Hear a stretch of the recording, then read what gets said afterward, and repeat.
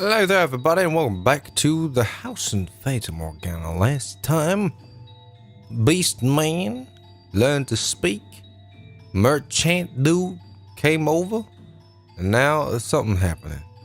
A female servant here, forgot the voice I just gave him. A female servant here, don't see that very often. Right, this message is full of surprises. I can hardly believe it. Lost for days, and as soon as I think I'm dead, there it is. Thinking back on it now, it's miraculous.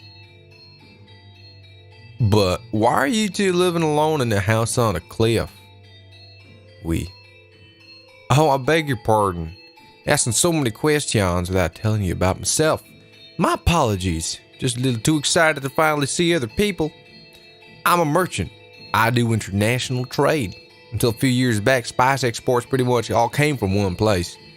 But now that we've established trade routes of our own, my country's fighting tooth and nail to push its exports. And in fact, some have lost a few teeth in the fight already. But that's just how it works. It's a cutthroat world. You do what you must to survive. That's just how it works, the merchant said, a sorrowful look on his face. He was quite clearly putting on a show, though. Confidence in himself and his homeland radiated from that man. I came to this land to do business, but much to my chagrin, I somehow ended up lost in the forest.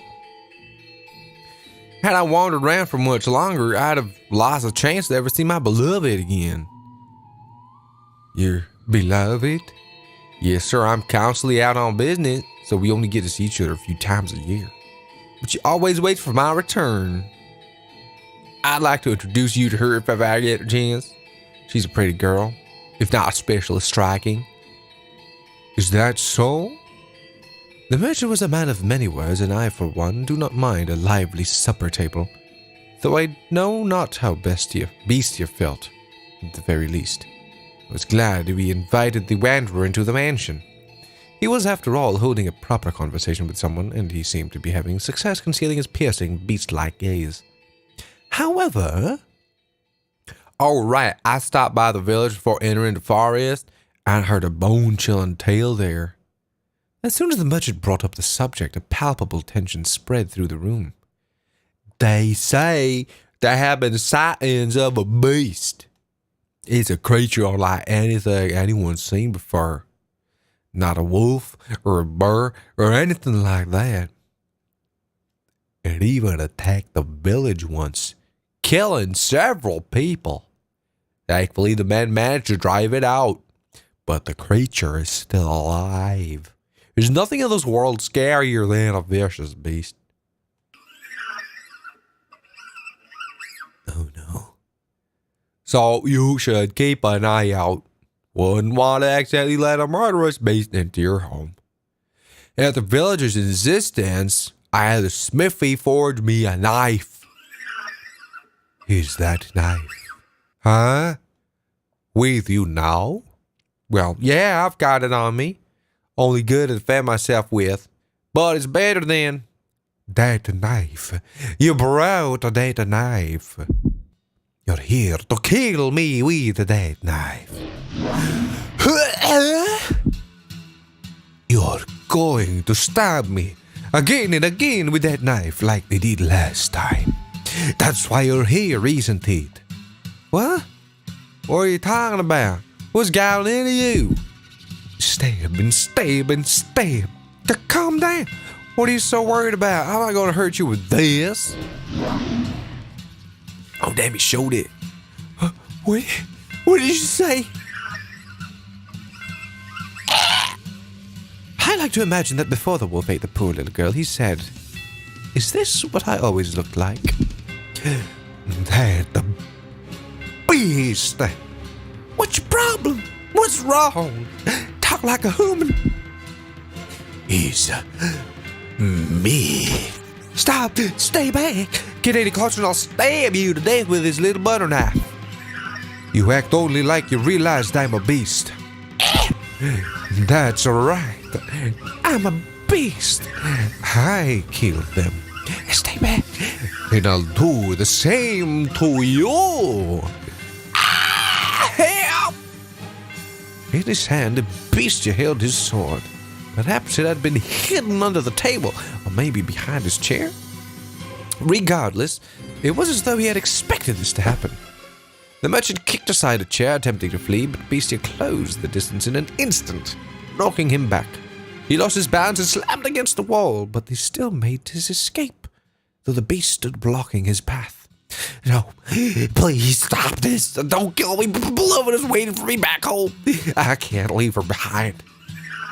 And why should I give a crap? Oh, damn, he done did stab him. Oh, it was a good yelp. A dreadful scream echoed through the dining room. I reflexively covered my ears. Please. No one's going to come for you. This mansion's a long way from town. That woman, where is she? Why is she here? She was oh, God. You'll kill me if I don't kill you. And so I must show you that I will. I must show you that I'm serious.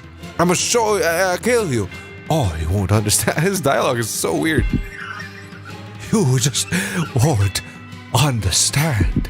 If I don't show you firsthand, you won't understand. I'll make you understand. I'll make your flesh and bones understand. I'll kill you. I'll kill you. He's nuts. Kill you.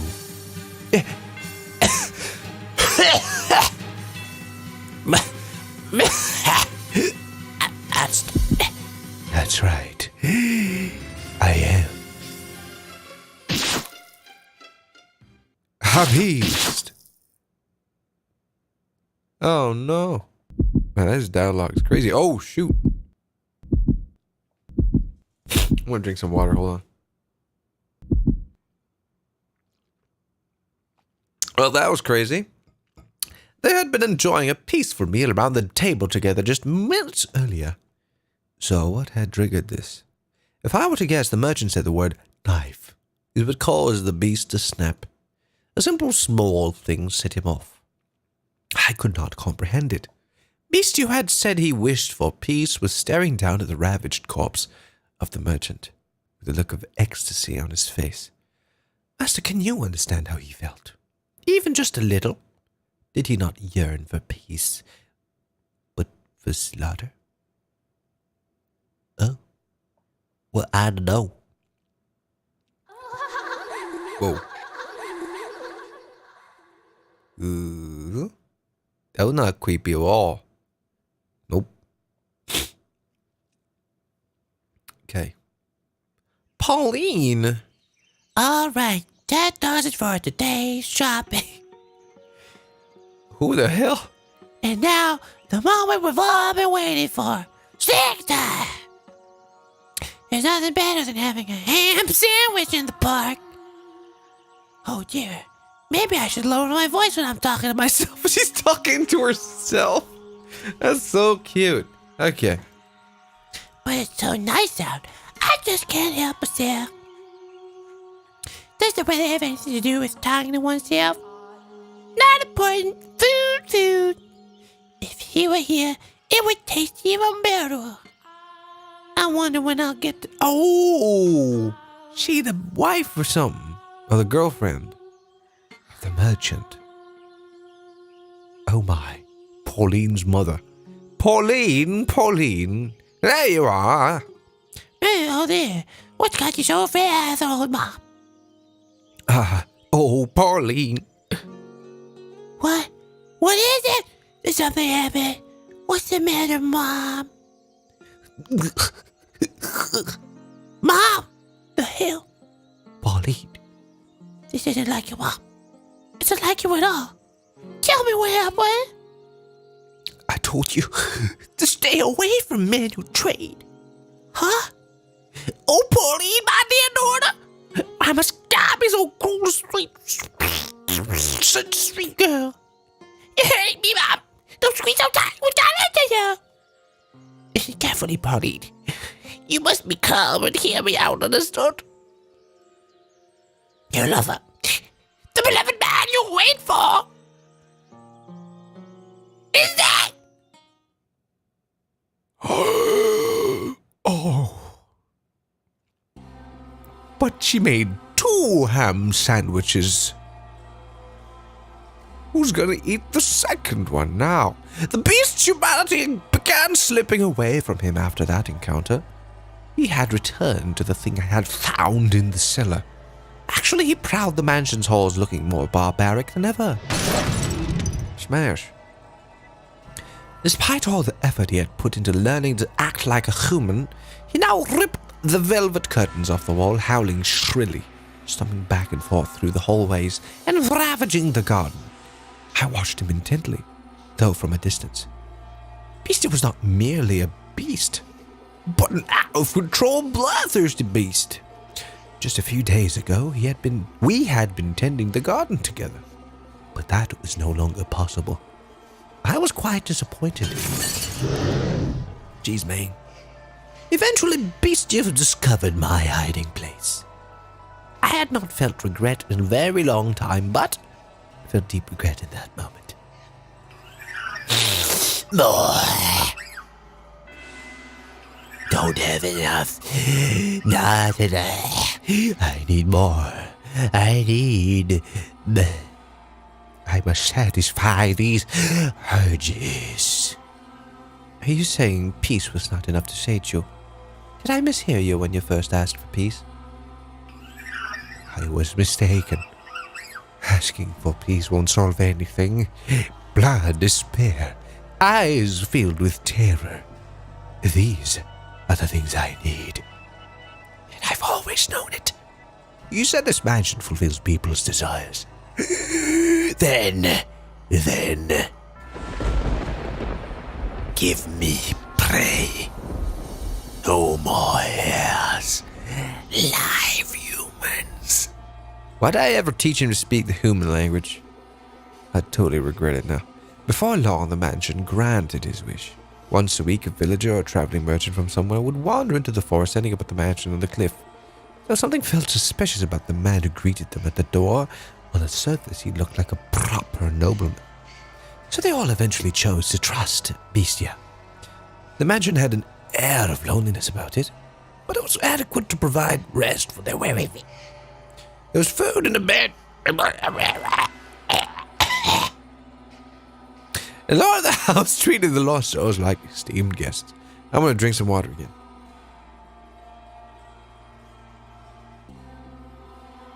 Oh, that's good. The lord of the house treated the lost souls like esteemed guests. He poured them fine wine and had me cook for them. No one suspected in the slightest that he was a beast. He put on a reasonably convincing act. Because yes, I had taught him how to behave like a master. The visitors all went to bed contented. But as I'm sure you can imagine, master, they would never see the light of day again. The penetratingly bright sunlight particular to this area.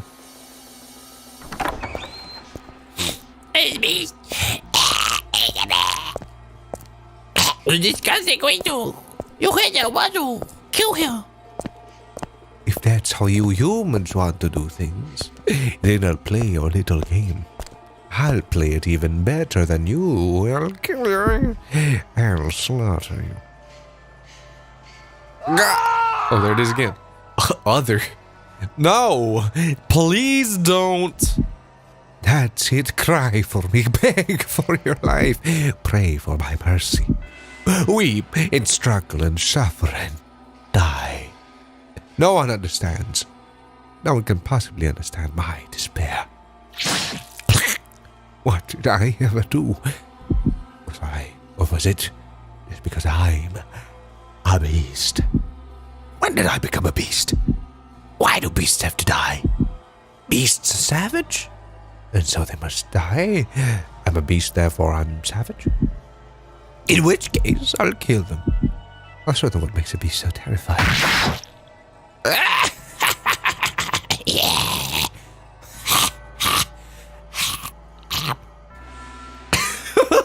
Moonlight crept through the torn velvet curtains, shining down upon the blood-soaked beast. It was a sight that would incite terror in anyone. Look at this. No one can stand up to me. Humans have no chance against beasts. More. I need more. Give me more prey. The mansion continues to sate the beast's demented craving, sending not one, but multiple villagers into his claws, into these blood-stained walls, off which echoed his monstrous howls. Stop, please. I'm begging you, spare me. Oh God. Sorry, I'm not familiar with your grr. Beasts of the need of gods. I'm having way too much fun with this. I have a wife and son back at the village. Please eat them instead. Let me return to them. Why don't you bring them back to me? I'll send them to the same place you're going. I am with child. Please let me go. Are you now? In that case, I'll kill the baby first. That's messed up. You damned monster. That's right, I'm a monster. And by killing, no one can defy me. I have to show the world that beasts are the most frightening things on this earth. The beast began to change his style, making sick backwards out of skills. Making sick backwards out of his skills. I think sick in this context is gross, maybe? Disgusting? Not sick as in, oh man, it's pretty sick. Some days you tie his guests up in the cellar, playing with them for hours until they finally died. Some days you drain them of their blood and bathe in it. It's pretty sick. Some days you spread them out on the table and feast upon them. Every week, another atrocious part. There we go. Atrocious is a perfect word. He did everything unimaginable. Or imaginable. Somehow that's scary. But not. But also yes. As a faithful servant of this house, I'm confident I can do most anything I am asked. You can surely imagine my surprise at having to use the cooking skills I learned while serving the Flaxenhead family to do that. Well, at least they were cooked. I didn't have them raw. I can only wonder if it actually tasted any good. Beast's peculiar sword was always with him for his twisted banquets of self-gratification. However much blood stained it, it never lost its sheen. It was as though the sword drank of the flesh of humans. Master, can you imagine just how wretched I felt? The mansion, once a beautiful sight to behold, reeked of death and acrimony. The stench of rotting flesh seeped up from the cellar. Even the years it spent forsaken and in ruins were preferable to that. Or perhaps I only had myself to blame. It was I who had invited the beast into the mansion. More, not enough. This is not enough to satisfy me. But Beast still sought to hold more of his perverse parties. Lost villages were no longer enough to quell his urges. He was indeed a genuine beast. And in time, this is what he began to wish for. Can't you get me any better prey? Something truly exquisite. The perfect prey to quench this maddening thirst of mine. Do you know what he meant when he asked for the perfect prey, Master? Perhaps a hero. Someone courageous enough to stand up to him, with whom he could enjoy a battle to the death. Perhaps a dazzling young nymph to satisfy his other primal urges. Or perhaps what he wanted was not human at all, but a demon or a phantom. I would soon find out, as the mansion attempted to grant his wish, bringing yet another guest to the house on the cliff. Oh boy. Oh jeez, I'm drinking more water, hold on.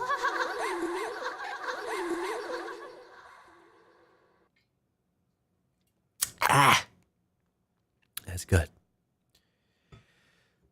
If the devil guides us, God guides us, then perhaps I could accept that this was fate. Does it make sense that I'm here? Who's here? ...